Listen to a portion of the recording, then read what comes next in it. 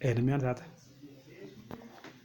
Yeah, my name is Elna, and our topic today will be about our mother-in-laws. I hope everybody is married. And without further clarification, let's first introduce ourselves. Thank you. I'm Humphrey, a teacher. Okay. Yes, I'm Indumba Granville, a team building coach and a life coach, and pleasure to be on this forum. Thank you. Now I now understand that all of you are married, right? Yes. And we know we have these people around ourselves. So for as long as you are married, maybe you have your wife. She has her own mother, right? So what is the relationship between you and your mother-in-law? As a man, what is your relationship? I can say my relationship with my mother-in-law is cordial, meaning it is respectful. We respect each other. That's what I can say. In terms of what? How do you respect each other? You know, she's like my mother, so I owe her the same respect I show to my real mom.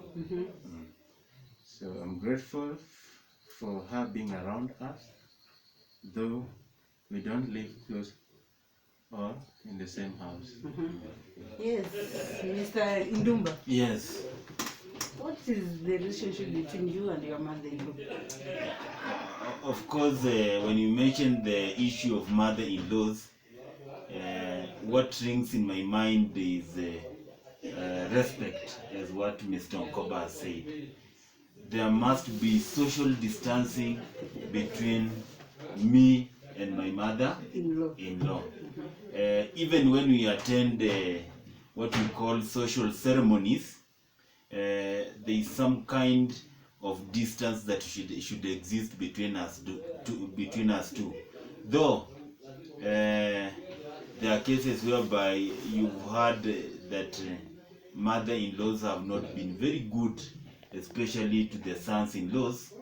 I've not encountered that, but because of maintaining distance, I think we have been able to show respect to one another. And there's this culture, mostly in the Luya land, they say that when you see your mother-in-law, I don't know, even you're not supposed to board in one vehicle, or you see your in-law, you should go another direction. Is it true? Ningependa kusema kuwa hizo ni mila au tamaduni zilizopitwa na wakati, because we are living in a modern society. But I'd say the one who blessed such things thought of very many things, because some time back you would realize that a mother-in-law becomes a devourer. In short, starts seducing the son-in-law. And that is why they would say that not boarding the same vehicle or doing such and such. And in some communities even nowadays, you are not allowed to greet your mother-in-law. Yes, giving an example, I am not allowed to greet my mother-in-law when I visit their place. What do you normally do? I have never known. You only wave. So I have never known the reason behind that. They call it respect, but I've not carried out my research well. Maybe one of these fine days I must know. Yes. And another issue, Mr. Onkoba, is an issue that the sister-in-law and the mother-in-law, there's some competition that normally goes along with the mother-in-law. They're competing with the sister-in-law. Maybe you are married, so your wife is competing with the mother-in-law. What leads to that? Or what is the cause of that? In most cases, why do they normally compete? I can say it is human to compete.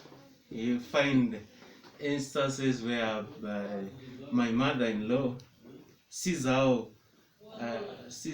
I'm trying to bring up my family, So maybe I buy a nice dress to my wife. You find my mother-in-law admiring the same dress and wishing that it was her who was wearing such a good dress. These are conflicts that arises in the family setup.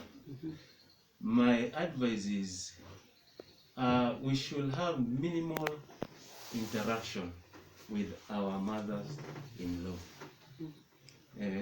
If we don't interact frequently, we are going to overcome such clashes in the society.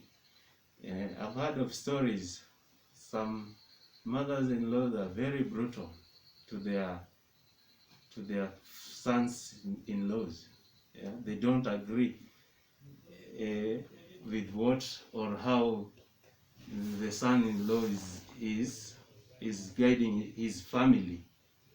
The mother-in-law feels that the daughter-in-law is not treated well. So such things we can avoid them easily by reducing our interaction With with the the mother-in-law. Yeah.